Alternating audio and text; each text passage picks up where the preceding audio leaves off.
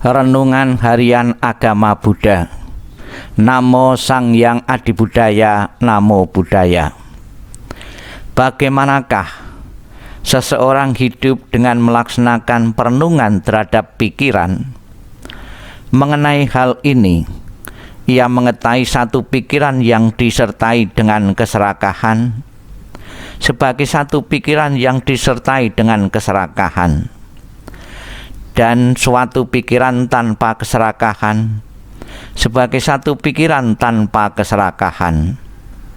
Ia mengetahui suatu pikiran yang disertai dengan kebencian sebagai satu pikiran yang disertai dengan kebencian, dan satu pikiran tanpa kebencian sebagai satu pikiran tanpa kebencian.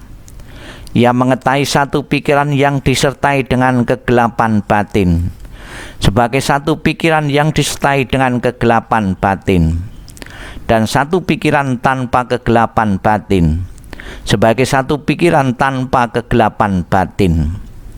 Ia mengetahui pikiran yang tenang sebagai pikiran yang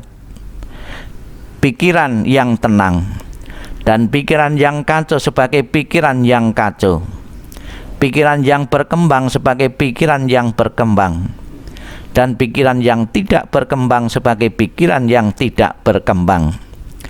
Ia mengetahui pikiran yang disertai dengan beberapa keadaan batin yang lebih unggul sebagai pikiran yang disertai dengan beberapa keadaan batin yang lebih unggul, dan pikiran yang tidak disertai dengan keadaan batin yang lebih unggul sebagai pikiran yang tidak disertai dengan keadaan batin yang lebih unggul. Ia mengetahui pikiran yang terkonsentrasi sebagai yang terkonsentrasi, dan pikiran yang tak berkonsentrasi sebagai yang tak berkonsentrasi, pikiran yang terbebas dari nafsu sebagai yang terbebas dari pikiran yang belum terbebas dari hawa nafsu sebagai yang belum terbebas. Jadi ia hidup dengan merenungkan pikiran-pikiran yang disebabkan oleh faktor-faktor dari luar maupun dalam. Ia hidup dengan merenungkan faktor-faktor penciptaan dan penghancuran pikiran-pikiran atau kesadarannya, bahwa ada pikiran dibangun sampai sejauh yang diperlukan untuk pengetahuan dan kesadaran.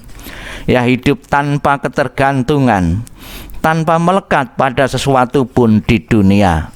Sabi sata bawantu sukitata, semoga semua makhluk hidup berbahagia dan sejahtera. Sadu, sadu, sadu.